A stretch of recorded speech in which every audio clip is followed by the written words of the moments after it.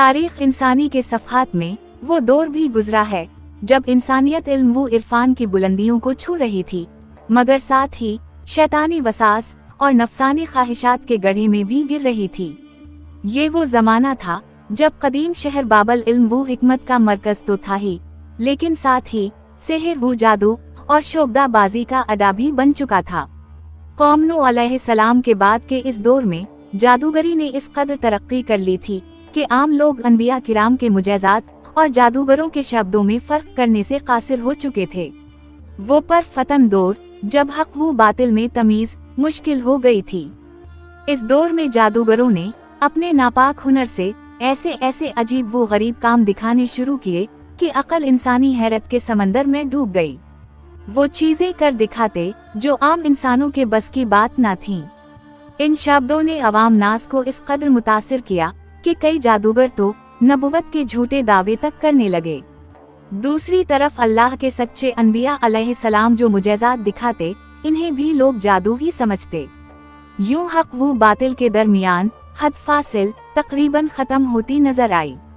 ऐसे नाजुक और पराशोक दौर में अल्लाह ताला ने अपनी हिकमत और लामहदूद मसलहत के तहत एक अजीब व गरीब फैसला फरमाया।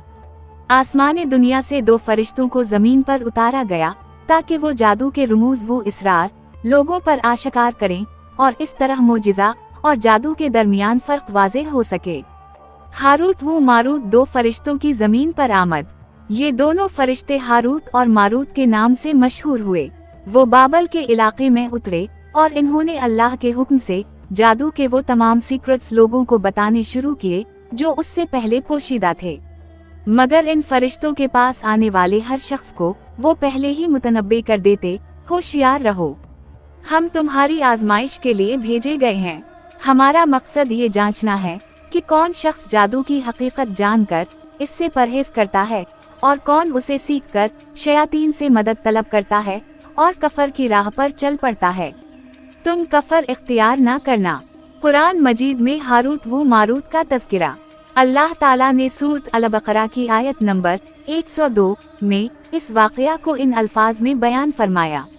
आयत का तर्जुमा व तफसीर और वो लोग यहूद इस चीज़ के पीछे लग गए जो शयातीन सुलेमान के दौरे हुकूमत में पढ़ा करते थे।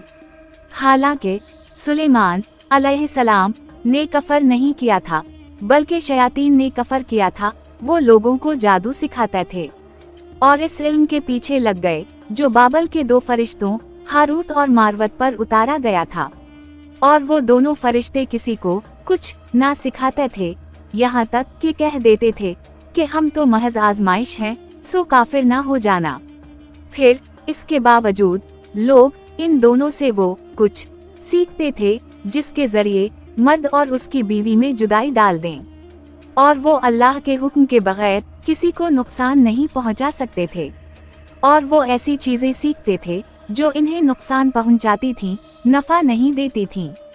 और यकीनन वो जानते थे कि जिस शख्स ने दीन को इस जादू के बदले में बेच डाला, इसका आखिरत में कोई हिस्सा नहीं। और वो कितना बुरा सौदा है जिस पर इन्होंने अपनी जानों को बेच डाला। काश वो इस हकीकत को जानते होते। इंसानी आजमाइश और आकबत नाअंदेशी। हारूत व मारूत का नज़ूल दर हकीकत इंसानों की आजमाइश के लिए था। मकसद ये था कि लोग जादू की हकीकत जानकर इससे दूर रहें और उसके शर्किया और कुफरिया पहलुओं से आगाह हो जाएं। मगर अफसोस, इंसान की कमजोरी और नाआकबत अंदेशी ने इस आजमाइश में बहुत से लोगों को नाकाम कर दिया। लोगों ने इन फरिश्तों से सिर्फ वही कुछ सीखा जो मियाँ बीवी में जुदाई डालने वाला जादू था। वो उन जनतर मनतरों को सीखकर इन्हें अमली तौर पर इस्तेमाल करने लगे।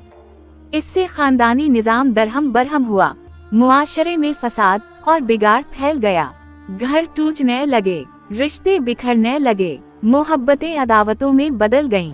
जादू की हकीकत असबाब के पर्दे में। यहाँ एक अहम नुक्ता समझ लेना जरूरी है। जादू अपनी जात में कोई मुस्तकिल तासीर नहीं रखता। ये महज एक सबब है जिसके जरिए अल्लाह ताला अपने हुक्म से असर पैदा फरमा देता है, जैसे जहर के जरिए मौत का आना या आग के जरिए जलना।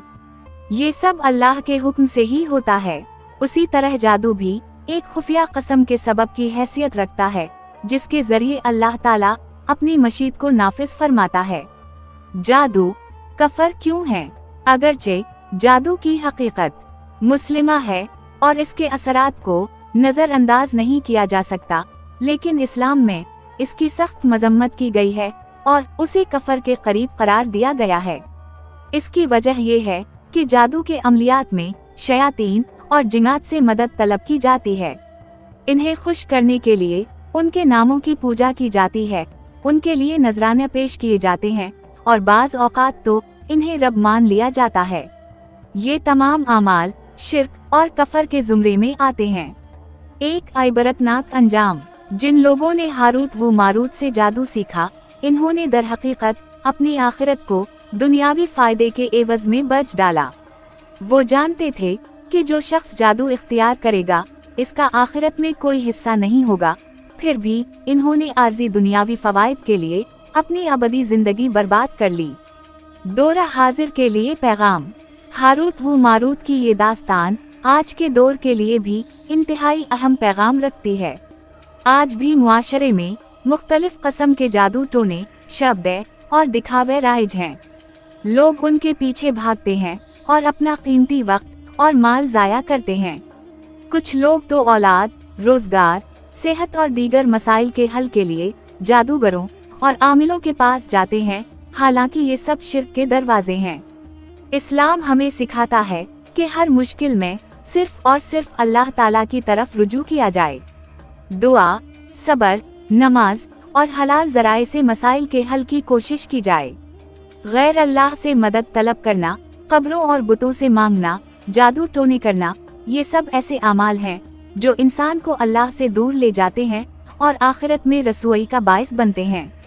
हारूत वाव मीम अलिफ रे वाव ते की आजमाइश से सबक लेकर हमें चाहिए कि हम हर कस्म के जादू टोने, तावाज़ों और शब्दों से दूर रहें। अपने तमाम मुआमलात में अल्लाह ताला पर भरोसा रखें और सिर्फ उसी से मदद मांगें। यही हमारे लिए दुनिया व आखिरत में कामयाबी और फलाह का वाहिद जरिया है। अल्लाह ताला हमें हर कस्म के शिर्क व कफर से बचने की तौफीक अता फरमाए और सिरात मुस्तकीम पर कायम रखे। आमीन।